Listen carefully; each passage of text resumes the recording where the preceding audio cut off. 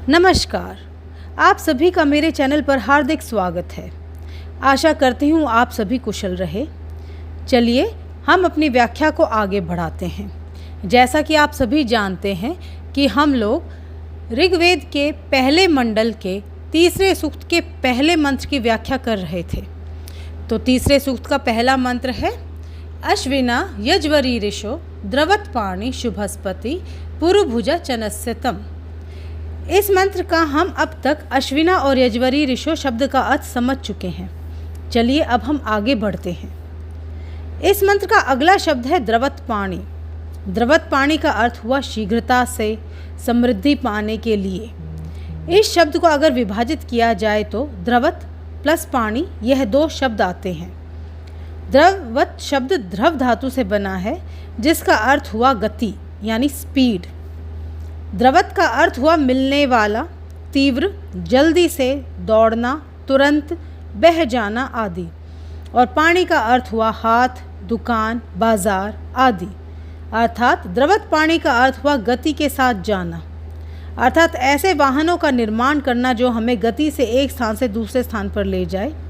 यह मंत्र कर्म के क्षेत्र में ज्ञान विद्या के द्वारा कलात्मक विकास के साथ साथ सुविधा जुटाने पर बल दे रहा है। अपना व समाज का हित करने के लिए मोटर वाहन का निर्माण करके जीवन को सरल बनाया जाना चाहिए। हाथ पर हाथ रखकर बैठने से तो जीवन श्रीहीन, सुखहीन ही रह जाएगा तथा मनुष्य निरीह होकर रह जाएगा। यहाँ हमारे ऋषि मुनि मनुष्य को भौतिक व आध्यात्मिक विकास पर बल दे रहे हैं। वह कहना चाहते हैं कि मनुष्य एक प्रगतिशील प्राणी है, उसे सदैव आगे बढ़ने का रास्ता खोजना चाहिए। ऐसी शिल्प विद्या का निर्माण करना चाहिए जो मनुष्य के जीवन का सरल व सुविधाजनक बना सके। अगर हमारे पास वाहन होंगे तो हम सिर्फ मनुष्य ही नहीं अपितु हमारा सामान भी एक स्थान से दूसरे स्थान पर आसानी से पहुंचा सकेंगे। हमें ऐसी कलाओं का निर्माण करना चाहिए जो हमारे लिए खाना, कपड़ा आदि उपलब्ध कराने में भी सहयोगी हो। अर्थात इस मंत्र से मनुष्य को विज्ञान का महत्व समझाया जा रहा है। जैसे कि महर्षि दयानंद सरस्वती जी कहते हैं, द्रवत पाणी शीघ्र वेग का निमित्त पदार्थ विद्या के व्यवहार सिद्धि करने के उत्तम हेतु। जिस धातु में वेग हो यानी स्पीड हो उसका प्रयोग कर मनुष्य को अपनी विद्या के उपयोग से अपने व संसार के लिए गतिमान वाहन का निर्माण करना चाहिए।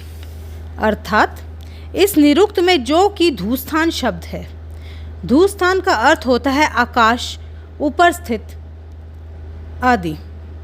उससे प्रकाश में रहने वाले और प्रकाश से युक्त सूर्य, अग्नि, जल और पृथ्वी आदि पदार्थ ग्रहण किए जाते हैं। पदार्थ का अर्थ होता है सब्सटेंस, यानी किए जाते हैं कि ग्रहण करने का अर्थ होता है टू रिसीव।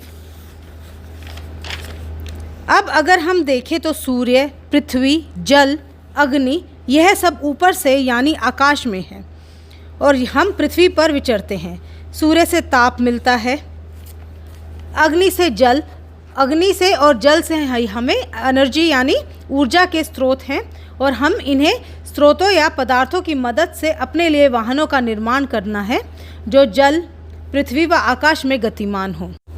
अर्थात हमें सभी की प्रगति हेतु प्रकृति का हाथ नहीं छोड़ना है, अपितु बुद्धिमानी से प्रकृति के योगदान का उपयोग अपने व समस्त मनुष्य जाति के उपकार हेतु करना है। परंतु इस आधुनिकता की दौड़ में मनुष्य ने प्रकृति से अपना नाता ही तोड़ लिया और विनाश के कगार पर आ खड़ा हुआ।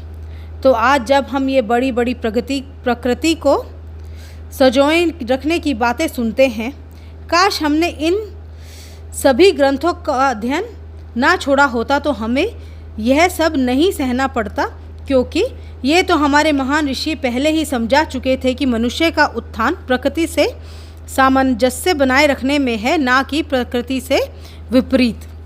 आशा करती हूँ आपको द्रवत पाणी का अर्थ समझ आ गया होगा। इस विलंब के लिए मैं क्षमा प्रार्थी हूँ। जल्द ही आगे की व्याख्या लेकर आपके समक्ष प्रकट होंगी। धन्यवाद।